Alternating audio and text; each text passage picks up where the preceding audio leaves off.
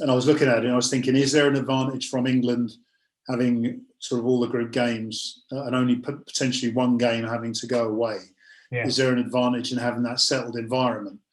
And I looked at the sort of the season and people talking about lack of fans and home form not being so good.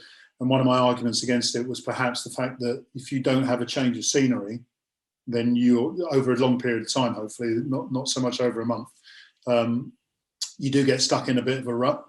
And where away games became like a, how can I put it, exciting in a way because you were seeing a different,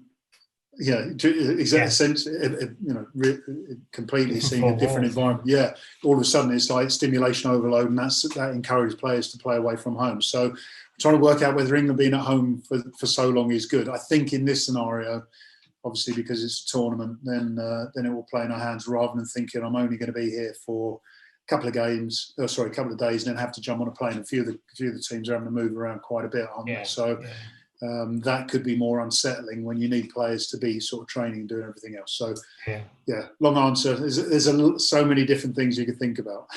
There is, yeah. There seems to be almost a Euro 96 vibe to, or people trying to recreate that Euro 96 vibe because it's essentially a home tournament for England, but that I guess brings expectation with it. I mean, are these guys able to handle that sort of expectation?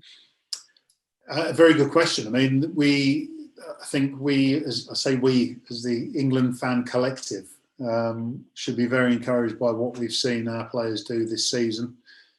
7 players in the Champions League final, a couple of players in the Europa League final, Jude Bellingham and Jadon Sancho winning trophies in Germany, Kieran Trippier winning the league in Spain. So, from an individual perspective, when you look at the squad, then you think these guys can handle what is required of them, or as you say, expected of them from England fans' perspective. So, and the other thing is we've got the beauty of youth naivety in quite a number of the players. The likes of Jude Bellingham at 17 years old, I think he'll be 18 at the end of the month.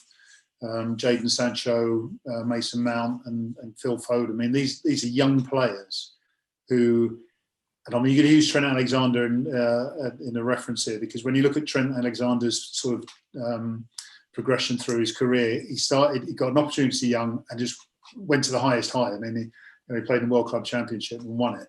So for likes of Jude Bellingham, Foden, and the aforementioned Mount, they're just on a crest of a wave now, and they only need another month of it from an England perspective to continue for us to get success. They don't have to sort of regurgitate years and years of past experiences, quite often on a national perspective, unfortunately, not so positive. But there are also players who have been involved in that last World Cup who would see England in a position which is unfamiliar with regards to playing in semi-finals, and therefore use that experience as a motivation to go one step further, rephrase, 2 steps further, to get to a final and actually win it. So I think the expectation for fans is always going to be the same.